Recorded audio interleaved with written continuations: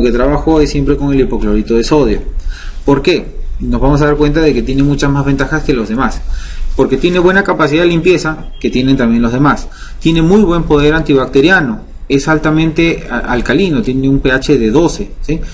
A la vez también van a neutralizar las toxinas porque es proteolítico. Entonces las toxinas, las exotoxinas de las bacterias, que son las que causan todo el problema de dolor, porque las bacterias no causan el dolor, sino sus exotoxinas, ¿sí? Entonces si nosotros las neutralizamos, no va a haber una inflamación postoperatoria de consideración. También va a disolver el tejido orgánico, ¿no? El tejido pulpar que esté en el conducto nos va a ayudar a removerlo con facilidad porque lo va a disolver.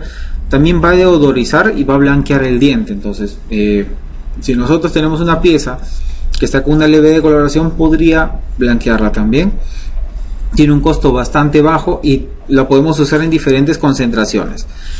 Por si acaso les preguntan en el examen, ¿no? Las concentraciones de 0.5 es la solución de Dakin, al 1% es Milton, al 2.5 es la Barraghi y al 5% es Grossman, ¿sí? Generalmente 0.5 y 1% para piezas vitales y 2.5 y 5 cuando tenemos piezas necróticas. Yo la verdad siempre uso al 5.25 porque es mucho más rápido, pero siempre con cuidado para que no sucedan accidentes con el hipoclorito, ¿sí? Soluciones de hidróxido de calcio. Con la solución de hidróxido de calcio, lo que también se le llama agua de cal o lechada de cal, tenemos una muy buena hemostasia, ¿sí? Pero no se puede usar muy bien como irrigante, no lubrica bien el conducto y a la vez tampoco no me hace un buen efecto mecánico de limpieza, ¿sí? Y su poder antibacteriano no es muy bueno. ¿Por qué? Porque no queda suficiente tiempo en el conducto. A pesar de que tiene un pH bastante elevado de 11.3, teóricamente debería ser un buen antibacteriano. Sin embargo, como está solamente de pasada como irrigante, no tiene buen poder antibacteriano, como sí lo tienen los otros, que en poco tiempo logran un buen efecto, ¿no? Como el hipoclorito, que hemos mencionado hace un momentito, ¿sí?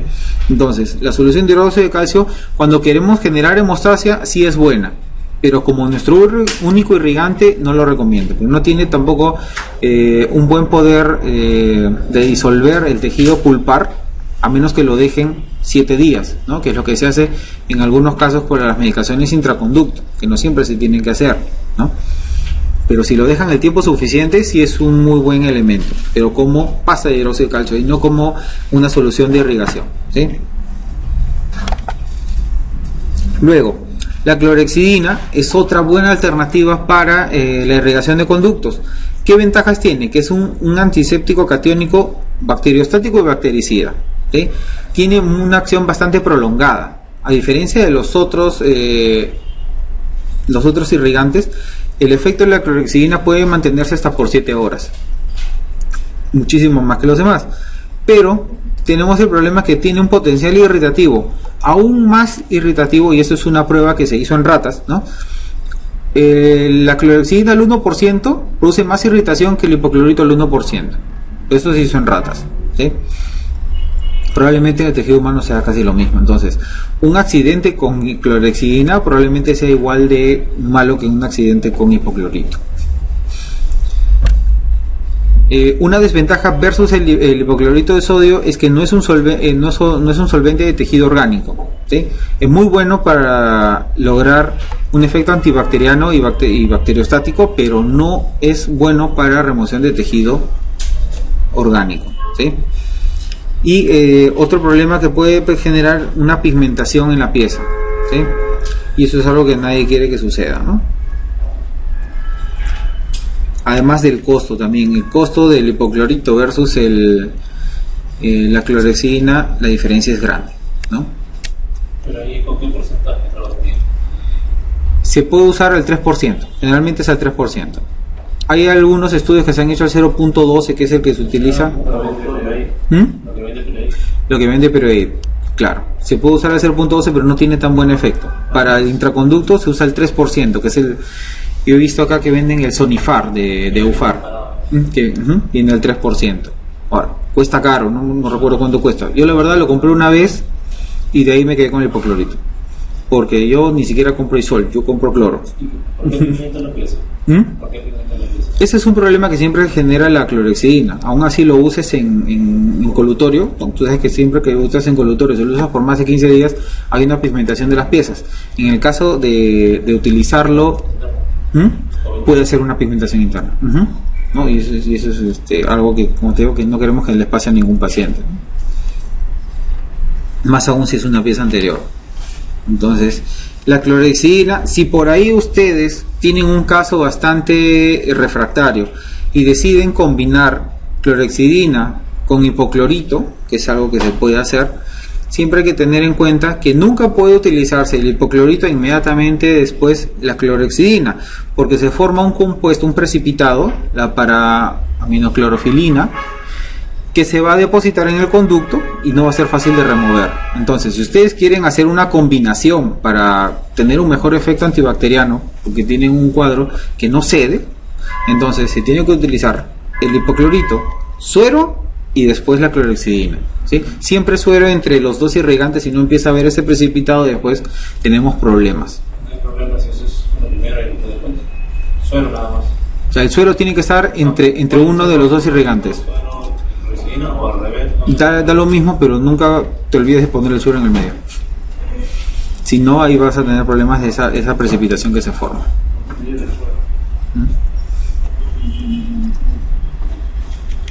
Bien. Y si, por ejemplo, si deciden utilizar el agua oxigenada, terminan de usar el agua oxigenada y tienen que utilizar hipoclorito para que no se quede el agua oxigenada y se forme oxígeno naciente que puede ocasionar un enfisema, ¿ya? El EDTA o ácido etildiamíntetracético es un quelante que va a remover el barrillo dentinario. En este caso no queremos usar el EDTA como un irrigante con efecto antibacteriano y lubricante. Lo que queremos es más bien que remueva el barrillo dentinario. ¿Para qué?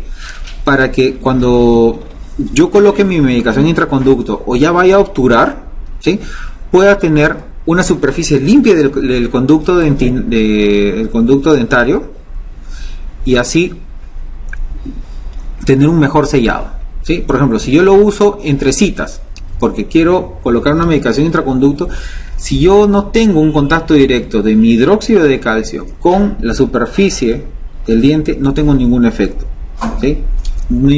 Tenemos que asegurarnos de que el hidróxido de calcio llega hasta el fondo y está en contacto con todas las paredes para que recién tengamos seguridad de que está haciendo efecto. Si solamente lo ponemos con la limita y nada más, no va a tener el efecto adecuado, ¿sí?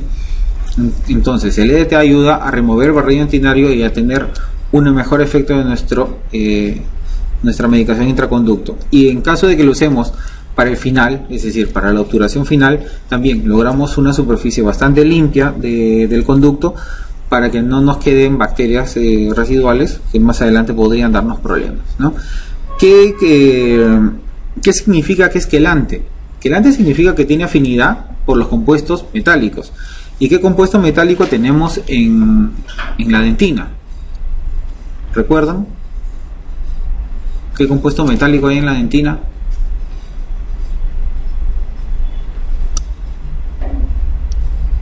Pregunta de examen puede ser también.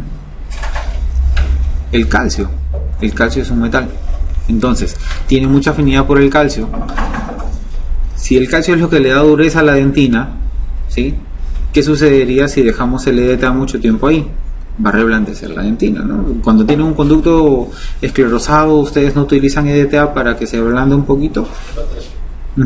Entonces, el EDTA tiene esa propiedad, que puede ser beneficiosa como puede ser negativa si no la sabemos utilizar, porque tenemos paredes que están bastante reblandecidas, podríamos ocasionar una perforación lateral de manera involuntaria, ¿sí? Entonces hay que saber usarlo con cautela, ¿sí? Es muy bueno cuando lo utilizamos, como les digo, para mejorar el efecto de nuestra medicación antibiótica o para también tener un buen sellado al momento de hacer nuestra obturación, ¿sí? Pero cuidado cuando hagamos la preparación biomecánica. Bien. ¿Paramos o vemos la medicación intraconducto? ¿Sí? ¿Seguimos? Ya se despertaron, la parte de diagnóstico estaba bien pesada, pero es lo que más preguntan probablemente. Sí, pues precisamente por lo que es feo. Ya, medicación intraconducto. ¿Cuál es la utilidad? ¿Para qué ponemos una medicación intraconducto? Cuando nosotros queremos lograr una mejor desinfección del conducto, más allá de solamente la preparación biomecánica, colocamos una medicación intraconducto, ¿sí?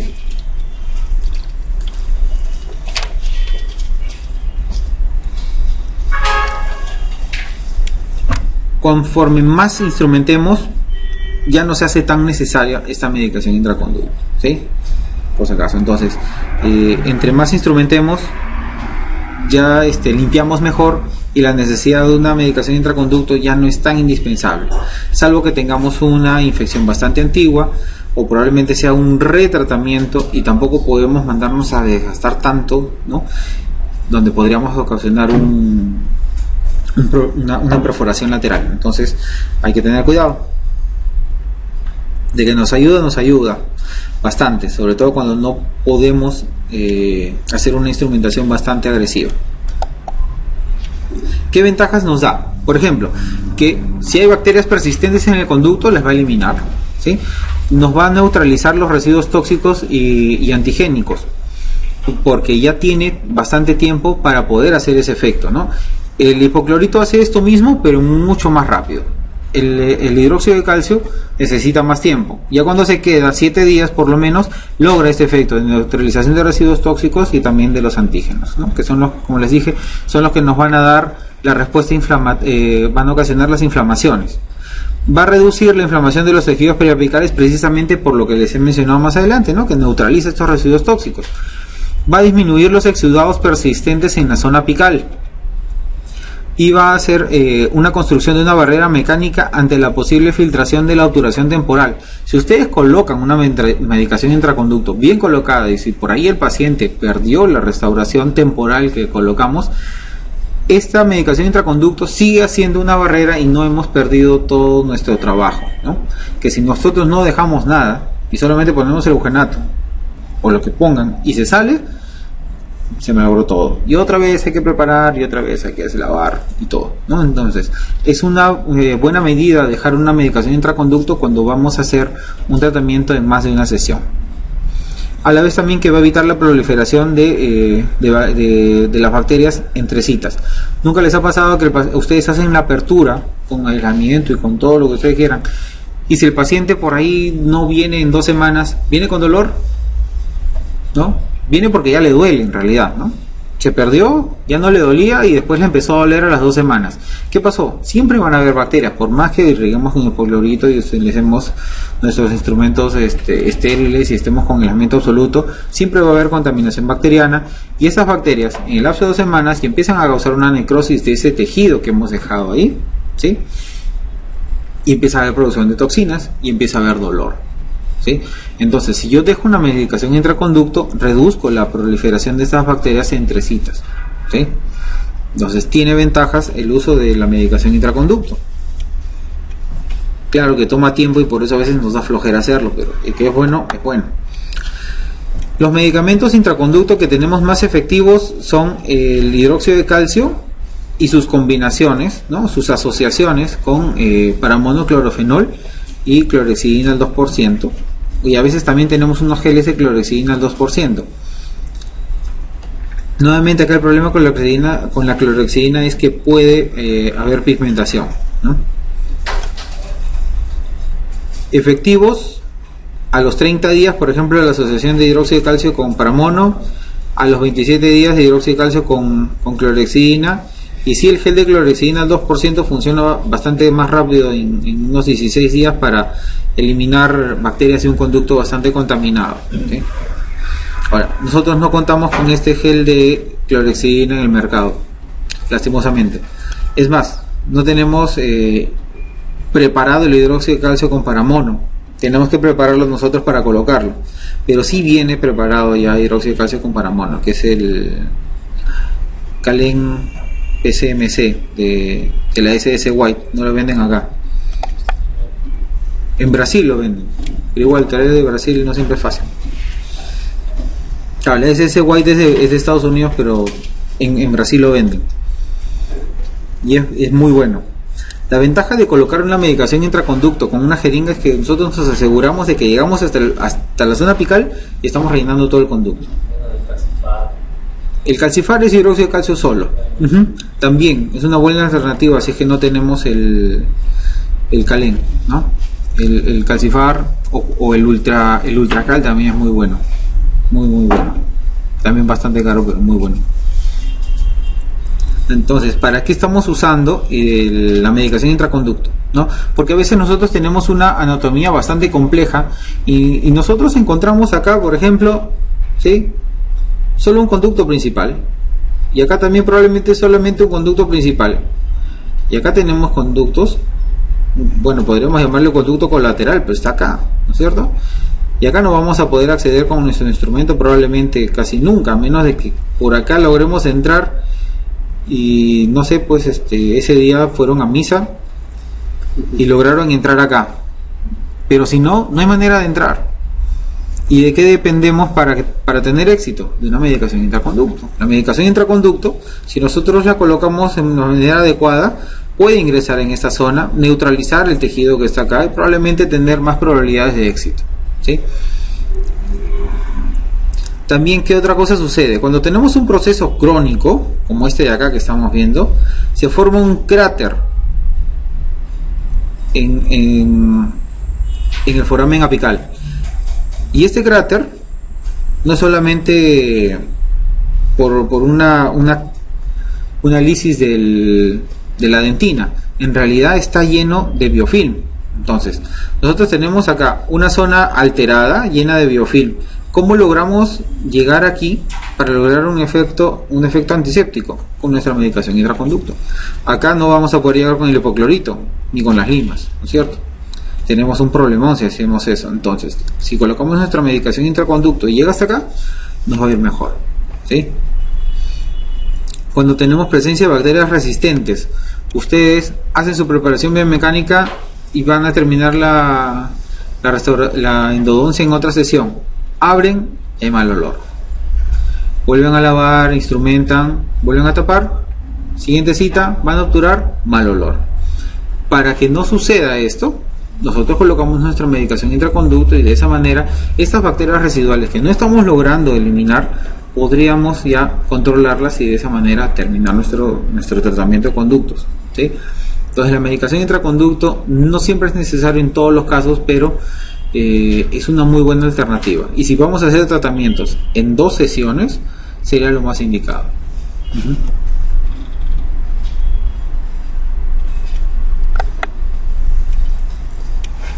Bien, a ver, ¿qué medicamentos estamos usando? Les había mencionado que usamos el hidróxido de calcio. También utilizamos compuestos fenólicos, el paramonoclorofenol alcanforado. Podemos utilizar formocresol. El formocresol en realidad lo que hace es momificar la pulpa entre cita y cita. Podríamos utilizarlo justo inmediatamente después de la apertura, para que en nuestra siguiente sesión ya la pulpa esté mortificada y sea más fácil de remover. Ahora, no les recomiendo que hagan eso en pacientes con conductos un poco atrésicos, porque cuando la pulpa se momifica se pone dura y después no encuentran bien el conducto, ¿sí? Entonces, lo más recomendable sería que lo hagan en un paciente donde ustedes saben que los conductos son bastante amplios, ¿sí? Un paciente un poco más joven. Una persona, pues, no sé, de unos 70 años, yo no le pongo formocresol porque después puede tener problemas, ¿sí? Compuestos halogenados como el hipoclorito de sodio. Podemos utilizar también antibióticos, es decir, ciprofloxacina, el metronidazol, la amoxicilina o la pasta triple, ¿no?, que es una combinación de 3 antibióticos. Las bisbonidas y el hidróxido de calcio en pasta, que es lo que más se utiliza, ¿sí? Estos son los medicamentos con los que podemos nosotros colocar en el conducto entre cita y cita.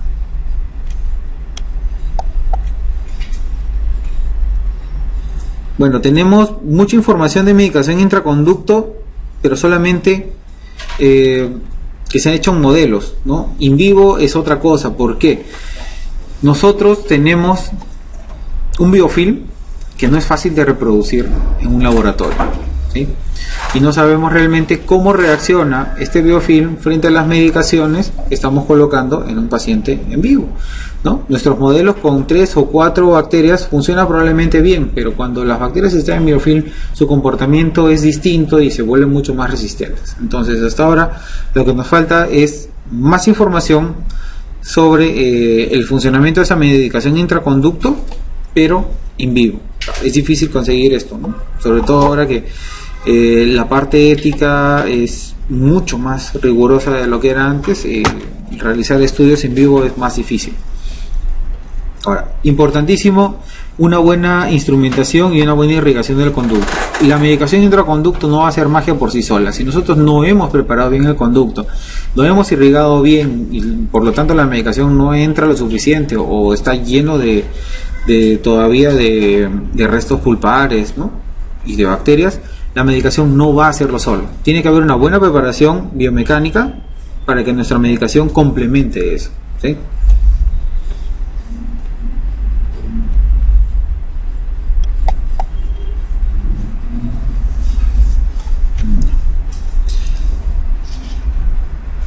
Bueno, eso lo vamos a dejar, son estudios, eso no les van a preguntar. Eso sobre las asociaciones que hay de hidróxido de calcio con paramono, ¿no? La efectividad que tiene, pero nuevamente esto se hace sobre bacterias aisladas, no sobre el biofilm. Y en biofilm se comportan muy diferente. Por ejemplo, este es el Calen PMCC, ¿no? Viene en tubitos para cárpula, muy bueno, pero no llega por acá. Podemos utilizar ozono, hay una tendencia a usar ozono y otros que usan láser, pero nuevamente estos son equipos caros, ¿no? Y que no tenemos acceso con facilidad. Que son buenos, ¿no? El láser es mucho mejor todavía, pero acá no hay ni siquiera, creo, ese tipo de láser para hacer esterilización de conducto. Es lo que mencionan, que ya con el láser hacen una esterilización de conducto.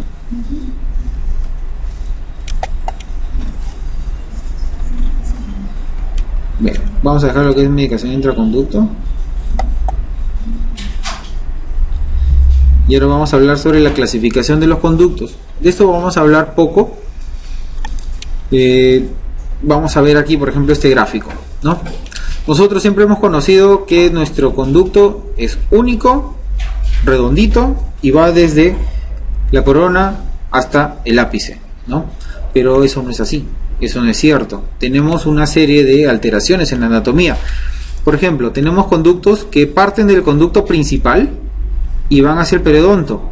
Cuando se encuentran en el tercio medio coronal se les llama conducto lateral, pero si se encuentran en el tercio apical se les llama conducto secundario, ¿sí? ¿Y cómo se ven estos? En realidad en la radiografía casi nunca se ven, a menos que sean bastante grandes. ¿Cómo nos damos cuenta de que existen? En un paciente, no en un diente extraído, porque cuando se usa la técnica de condensación vertical con la gutapercha termoplastificada, la gutapercha y el sellador logran ingresar en esos conductos, ya sea los laterales o los secundarios, y hacen evidente su presencia. Pero antes de eso es difícil que los veamos radiográficamente, muy difícil. Ahora, tenemos un conducto que a veces va en paralelo al conducto principal. A este conducto se le llama conducto colateral, ¿sí? Y va en paralelo a él hasta llegar hasta el ápice. Ahora, si vemos un conducto que va en paralelo, pero sale del conducto principal y regresa a él, no es un colateral, sino es un recurrente, ¿sí? Y por último, aquí en la zona apical tenemos no la finalización de un solo conducto, sino una ramificación en la zona apical, y esto es lo que llamamos un delta apical, ¿no? Esta es una forma de delta típico, ¿no? En forma de D. Y otra alteración que podemos ver a nivel coronal es el conducto cabo interradicular, ¿sí? Acá a veces cometemos el error de querer instrumentarlo. Un conducto cabo radicular nunca se instrumenta, se halla y se le sella. No se le puede instrumentar, porque si instrumentamos es tan corto que fácilmente vamos a invadir el periodonto y podemos tener problemas de una periodontitis crónica. En este caso no es apical, ¿no? Pero vendría a ser una periodontitis aguda, ¿sí? Porque estamos invadiendo el espacio del periodonto. Peor aún si se nos pasa el hipoclorito, ¿sí? Entonces los conductos cabos interradiculares no se instrumentan, ¿sí? Se van a hallar en el piso de la furca, nada más, ¿sí? Los van a encontrar.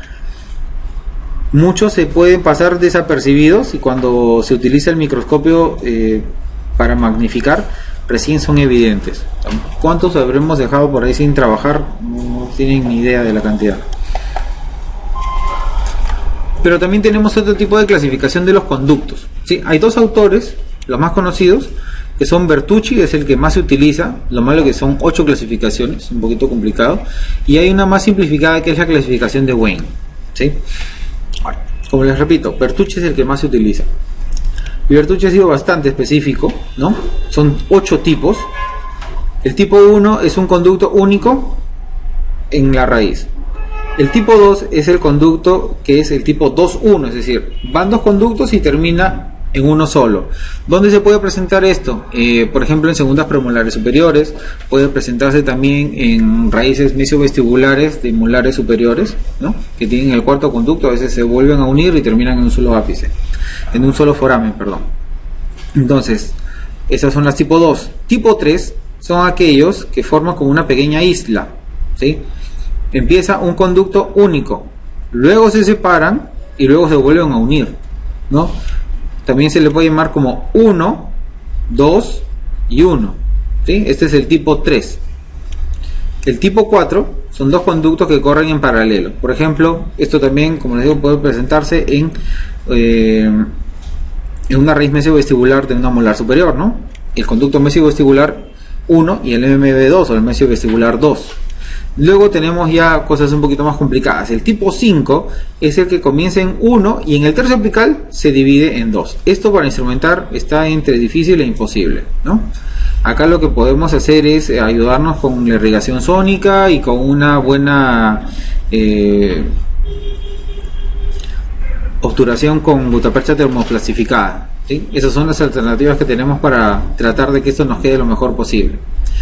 Tipo 6 empiezan 2 conductos, luego se vuelven 1 y en el tercio apical se nuevamente dividen en 2. El tipo 7 empieza 1, se divide en 2, se vuelve a unir y después en el tercio apical se vuelven a separar, ¿sí? Y el tipo 3 es cuando tenemos 3 conductos en la misma raíz. ¿Cuándo se puede ver esto? Por ejemplo, en las raíces mesiales de las molares inferiores podemos tener el mesiovestibular, el mesiolingual y uno en el medio mesial también se le llama. Entonces ahí tenemos 3 conductos en una sola raíz, ¿sí? Se puede presentar. En la clasificación de Wayne, que es mucho más simple, tenemos el tipo 1, uno solo. Tipo 2, dos conductos que terminan en 1. Tipo 3, 2 conductos que corren en paralelo. Y tipo 4, un conducto único que se separa o se bifurca en el tercio apical, ¿no? Mucho más simple, pero no relata toda la complejidad de combinaciones como si lo hace Bertucci, ¿no? A Bertucci prácticamente no se le escapa nada de lo complicado que puede ser un sistema de conductos, ¿no? Acá ya estamos hablando de un sistema de conductos y no de un conducto, porque son varios conductos que tenemos que trabajar. Entonces esto ojalá que no les venga, pero si no por ahí ya está. Bien, pasamos a lo que es instrumentación manual en endodoncia.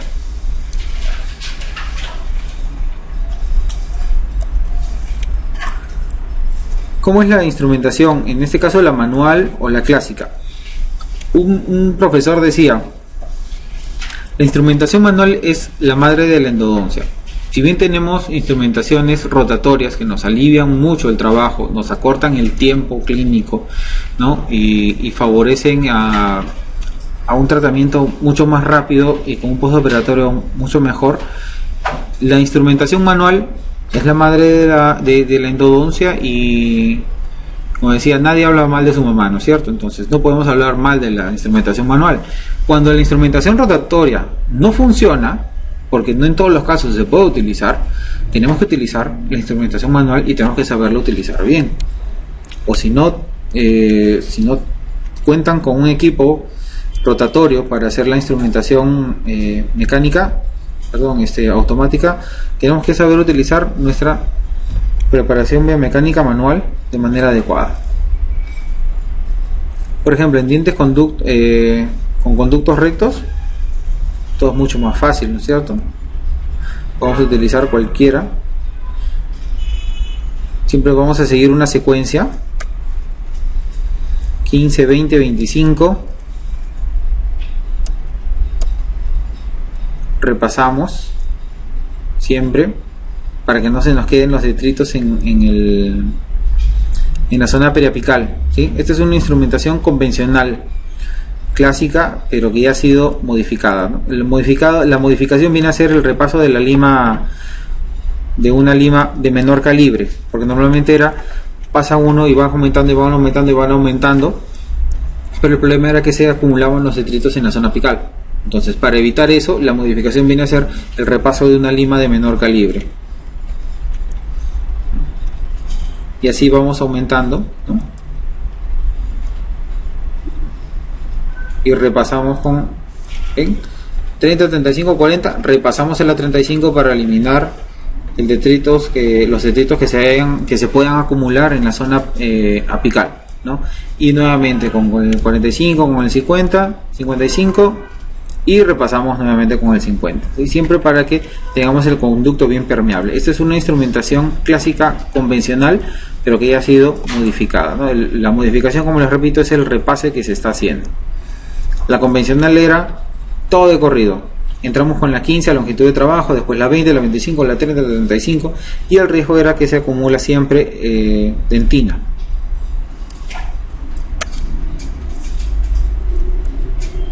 Bien. Pero cuando ya tenemos conductos estrechos y curvos, ya no se puede utilizar tan fácil, ¿no es cierto?, esa misma instrumentación. ¿Cómo haríamos? Por ejemplo, ingresamos siempre con una lima extra fina. Yo les recomiendo que tengan sus limas 8 y 10. La 15 no siempre va a entrar con facilidad y muchas veces es la causante de que ocasionen escalones, ¿sí? Una lima 8, una lima 10 en buen estado es lo mejor que pueden tener si es que van a ser molares. Si no van a ser molares, no compren, pero si piensan hacer entonces molares, siempre tengan sus limas extra finas. Ya comenzamos con una 8, luego subimos a una 10, subimos a una 15 y repasamos con la 10, ¿sí? Luego nos quedamos en la 15, ¿no? Pasamos a la 20, a la 25 y repasamos con la 15. Subimos a la 25, repasamos con la 20, porque ya como es un conducto curvo, es más fácil que hagamos un escalón y que se nos acumule los detritos y después no volvamos a encontrar el conducto. Entonces acá la modificación que se ha hecho es que el repase es más seguido, ¿no? Ya no vamos 2 o 3 instrumentos, sino inmediatamente regresamos, ¿no? Avanzamos y regresamos. Y acá todos los instrumentos en longitud real de trabajo, es decir, esa es una técnica ápico coronaria, ¿no? Vamos directo hasta el ápice y de ahí seguimos instrumentando hacia la corona, aunque en realidad acá esto se instrumenta todo a la vez, ¿no? Desde el primer momento, en la primera lima, entramos a longitud de trabajo y todos siempre van hasta longitud de trabajo.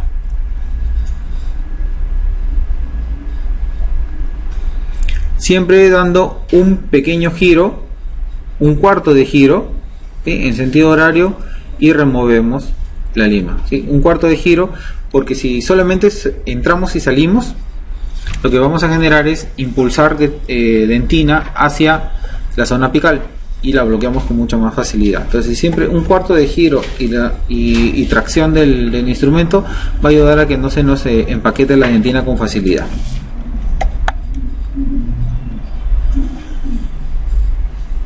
Por ejemplo, ¿cómo haríamos en una biopulpectomía? Aquí tranquilamente podemos utilizar una técnica en la cual vayamos directamente a la longitud de trabajo, ¿no? Porque la pieza está vital, no hay una contaminación grande, no hay ningún riesgo de que llevemos bacterias hacia la zona periapical, ¿no?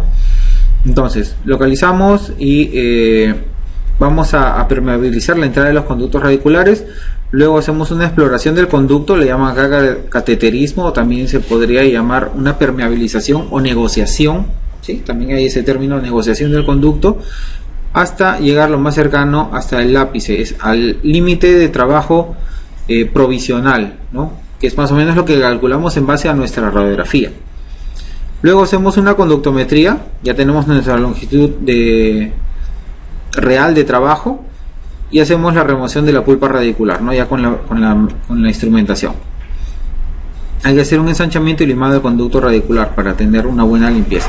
En el caso de una necropulpectomía no podemos afrontarlo de la misma manera porque tenemos gran contenido séptico en el conducto. Entonces, primero localizamos y mentalizamos la entrada de los conductos radiculares, es decir, permeabilizamos el ingreso de los conductos, pero solamente estamos hablando de la parte coronal. Luego neutralizamos el contenido séptico del conducto con nuestros irrigantes, ¿no? Como le digo, lo más preferible es el hipoclorito de sodio hasta nuestra longitud de trabajo provisional, es decir, nuestro cálculo de la longitud en la radiografía menos 2 milímetros, ¿sí? Siempre hay un margen de falla en nuestra radiografía, por eso es que siempre de lo que nosotros medimos le restamos 2 milímetros, porque si no nos podemos pasar, ¿sí? Entonces, por seguridad, restamos 2 milímetros a lo que nosotros medimos en nuestra radiografía de diagnóstico. Una vez que hemos hecho una correcta neutralización y remoción del tejido necrótico, ya podemos tener una longitud de trabajo real, ¿no? Mientras que no neutralicemos bien el contenido necrótico del conducto, no lleguemos tan cerca al ápice, porque si no vamos a expulsar bacterias y vamos a tener problemas de reagudizaciones de infecciones, ¿sí? Y si sospechan que lo han hecho, tienen que medicar a su paciente con un antibiótico, por favor. Si por ahí entraron un poquito más de lo que debían y su conducto no ha estado tan bien descontaminado, se van a dar cuenta porque la aguja no entra lo suficiente, no han podido lavar bien. Vamos a tener el problema que esas bacterias se pueden expulsar a la zona periapical y tener un problema serio: hinchazón de cara, extrusión de la pieza, ¿sí? Una celulitis. Y si el paciente no está bien controlado, por ejemplo, si es diabético, puede acabar hasta en una angina de lupus. Bien, ¿cuáles son los inconvenientes en esta técnica? Como les había mencionado, ¿no? La instrumentación no es tan compatible con la anatomía del conducto radicular, que es un poco curvo, ¿no? No es tan fácil llegar a esa longitud de trabajo y regresar, ¿no? Y mantener la anatomía. Podemos impulsar detritos, ¿sí? Y podemos hacer formaciones de escalones también. Este es un problema serio. Ahora, si no tenemos en cuenta esta curvatura, no solamente podemos formar un escalón, sino también podemos hacer una perforación, ¿no? Y nuevamente el problema de la permanencia de residuos, ¿no? Cuando ya está obturado el conducto, nosotros radiográficamente podemos notar que nos hemos ido por otro lado a veces.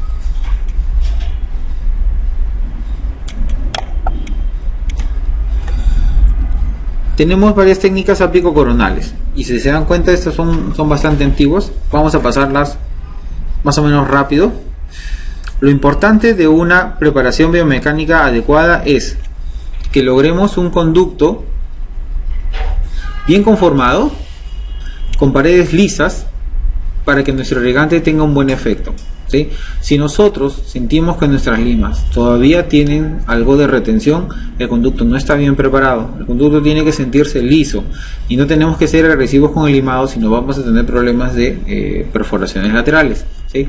Con cuidado, como si estuvieran pincelando, hasta lograr un conducto liso con una buena conformación coronal. Si nosotros no tenemos un conducto que hayamos preparado de manera adecuada, que va a ser difícil obturar, ¿sí? Y dos, sobre todo, lo peor es que no podemos limpiar adecuadamente y eso va a generar que queden bacterias que más adelante se van a manifestar.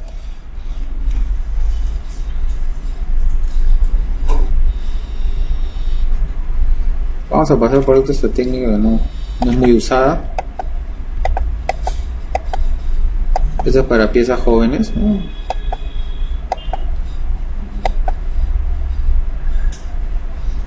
tenemos una técnica escalonada con un retroceso progresivo programado. Suena bastante raro la nominación, pero acá lo que hacemos es, entramos nuevamente, como les digo, una 8, una 10, una 15, la 20, la 25 y cada vez vamos retrocediendo, ¿no? Esta es la técnica que conocemos comúnmente, el step back, ¿no? 8, 10, 15, 20, 25, ya llegamos hasta nuestra preparación apical y empezamos a retroceder, ¿no? Cada vez 1 milímetro menos, ¿sí? Esta es la típica técnica que conocemos todos. Y no sé por qué es la que más usamos, si es una de las más difíciles. No es fácil. Más fácil es hacer una técnica corona apical, porque no sé si a ustedes les ha pasado, a mí me ha pasado por mucho tiempo, que ingresar la lima 8 me cuesta muchísimo. La 10 me cuesta un montón. Y así hasta llegar a la 25 yo sufro un montón. Recién cuando ya empiezo con la 30 ya siento un poco de calma. Pero si nosotros hacemos un correcto desgaste del tercio coronal para ensanchar nuestro conducto, se van a dar cuenta que su lima 8, la 10 y probablemente hasta la 15 entran bailando. Y no está la constricción en la zona apical, sino en la zona coronal o en zona de tercio medio, ¿sí? Entonces estamos sufriendo por gusto. Yo les digo porque ya lo sufrí. Si pueden hacer el ensanchamiento con fresas Gates Glidden, piso no, son un poquito agresivas con las Gates Glidden, se van a ahorrar por lo menos media hora de trabajo en instrumentación. Por lo menos, ¿sí? Más adelante tengo una técnica corono apical que es bastante rápida, sin necesidad que utilicen Gates, por ejemplo, si es que no les gusta usar, ¿no? O si no les gusta comprar, pues son caras, ¿no? Les da pena que se las rompa a veces. ¿Sí? Entonces acá ya sabemos cómo funciona, ¿no? La instrumentación escalonada con retroceso programado o step back. ¿Qué ventajas tiene? Tenemos más limpieza del conducto radicular, ¿sí? Mantiene la forma del conducto y la posición del foramen, es cierto, ¿no? Menos probabilidades de hacer un escalón, y probablemente sea por esto que se nos enseña más a hacer esta técnica para no meter la pata tanto, y aún así, a pesar de eso, hay bastantes problemas de que causamos escalones cuando estamos estudiando, ¿no? Facilita la penetración del irrigante, sí, ¿por qué? Porque estamos logrando longitud de trabajo desde el inicio. Entonces el irrigante, cada vez que nosotros vamos ensanchando más el conducto, podemos llegar más al fondo, ¿no? Entonces nos ayuda a mejorar la irrigación. Facilita la colocación de medicación intraconducto, claro, si le entra el irrigante también entra fácil la medicación intraconducto. Facilita la obturación de los conductos, nuevamente es precisamente porque tenemos una buena preparación. Nos permite un correcto alisamiento de las paredes, facilita la desobturación si es que fuera necesario, hay una buena conicidad, ¿no? Como digo, nuevamente el primer punto, hay una buena limpieza y evita los escalones y perforaciones. Como les digo, esta técnica demora, pero la ventaja es todas las que hemos mencionado ahorita, y sobre todo me parece que es esta que evita que se formen escalones con facilidad, porque desde el inicio estamos llegando a longitud de trabajo y poco a poco estamos ensanchando este conducto, entonces no lo perdemos, cosa que sí podría sucedernos con una técnica corona apical si es que no la hacemos bien. Entonces nos dan en la universidad nos dan la técnica con la que menos probabilidades de falla tenemos, obviamente, ¿no? Esta es otra técnica muy similar, ¿sí? Es una técnica de instrumentación escalonada con retroceso progresivo, pero acá ya es un retroceso anatómico, es decir, vamos a hacer el retroceso hasta donde sintamos una resistencia. No lo vamos a desarrollar porque no va a venir en el examen, dudo que venga esto en el examen. Les vendrá lo del step back y por ahí una corona apical, ¿no? O diferencias entre una y otra. Esta también la vamos a pasar.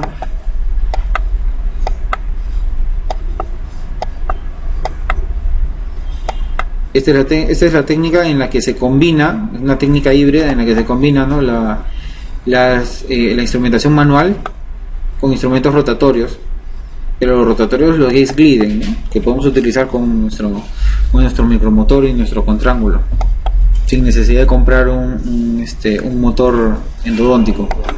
Entonces con esto se ahorra bastante tiempo. Lo tienen ahí grabado, ¿no? Es utilizar primero una permeabilización del conducto hacia la longitud de trabajo y luego ensanchar el tercio coronal y medio con fresas Gates Glidden, ¿no? Primero con una Gates Glidden 2 y luego con una 3, y con eso se ahorran bastante tiempo de instrumentación. Solamente los últimos 2 tercios, ¿no? Sí, solamente hasta tercio medio, más no te recomiendo, salvo que sea un conducto recto, digamos un incisivo central. Un incisivo central puede irte hasta el tercio medio con apical, por ejemplo, ¿no? Con una Gates 1 o una Gates 2, dependiendo del ancho del conducto. Pero si estás, como estamos viendo acá, en una molar, tercio coronal hasta el inicio del tercio medio, ni siquiera hasta más abajo del tercio medio. Tercio coronal e inicio del tercio medio, nada más. Si no, ahí es donde vienen los problemas de perforaciones laterales o escalones, ¿no? ¿Qué desventajas nos va a dar? Que hay siempre el riesgo de fractura de la fresa. Claro que las fresas Gates se fracturan en la zona de la unión del vástago, que siempre es fácil de remover, no como los instrumentos rotatorios, que se rompe la puntita justo ahí abajo, ¿no? Que es bien difícil de remover. Mayor necesidad con los de gutapercha, sí, porque estamos haciendo conductos más amplios. Bueno, y hay un desgaste excesivo de la pared convexa, esta pared de acá, esta pared de aquí, ¿no? Todo nuestro desgaste es a expensas de esta pared. Si no es una pared muy ancha, podríamos perforar, ¿no? Entonces hay que tener cuidado con eso. Perdón, me pasé esta.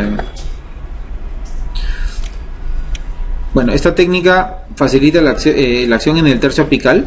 Va a ahorrarles tiempo porque están utilizando las fresas Gates. Facilita la irrigación y la aspiración, facilita también la obturación y también facilita la remoción de material de obturación. Hacer un retratamiento en un conducto que ha sido pobremente instrumentado es difícil, porque tiene la gutapercha en un conducto bien estrecho y no hay mucho margen para moverse. Las fresas Gates no entran fácil, pueden irse por cualquier otro lado, y las limas tampoco entran fácil, ¿sí? En cambio, cuando tenemos un tercio coronal y medio bien ensanchado, el ingreso para hacer la remoción de ese material de sellado es mucho más fácil, mucho más simple.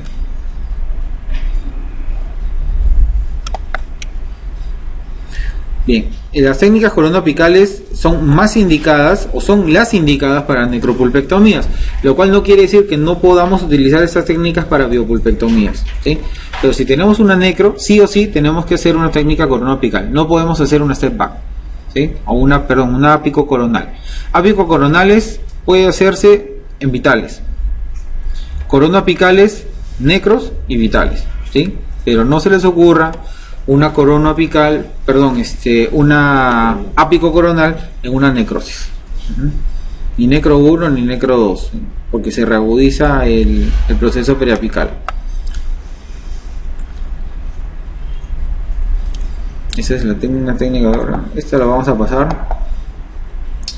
Esta es otra técnica step down, ¿no?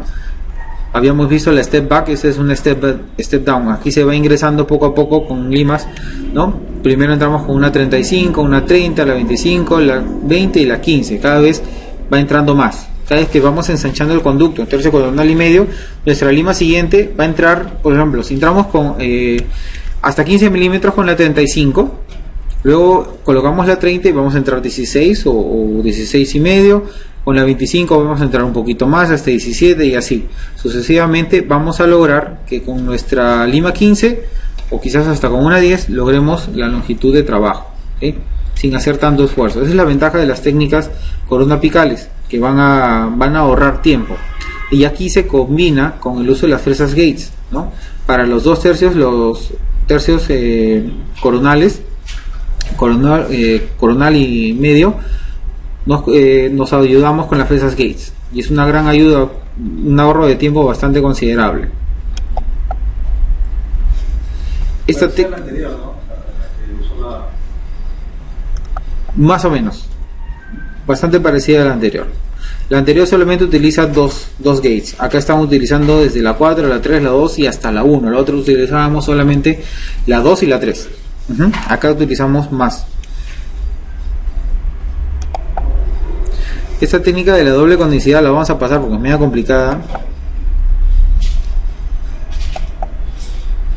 Y esta técnica sí es bastante buena. Se las voy a mencionar porque si la utilizan les va a ahorrar bastante tiempo de trabajo. Esta es la técnica, perdón, esta de acá.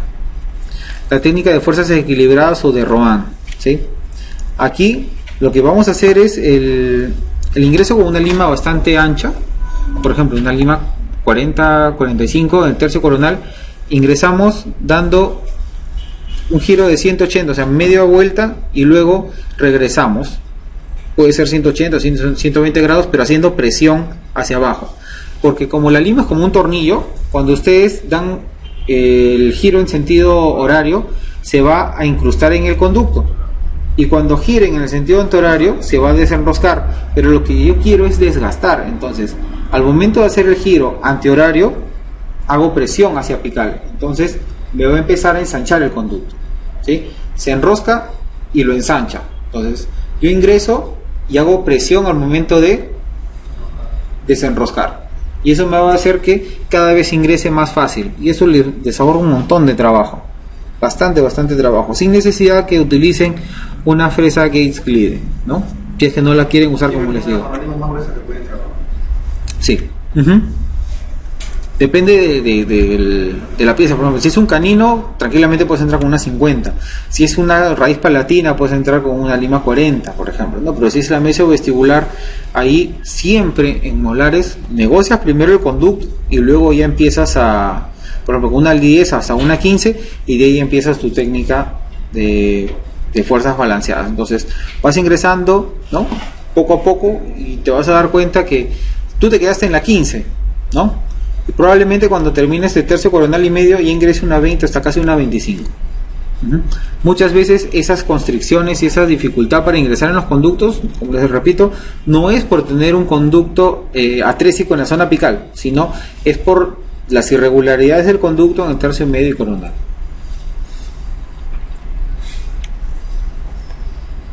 Ya nos queda poco. Nos quedan pocos slides, nos queda poco tiempo. Así que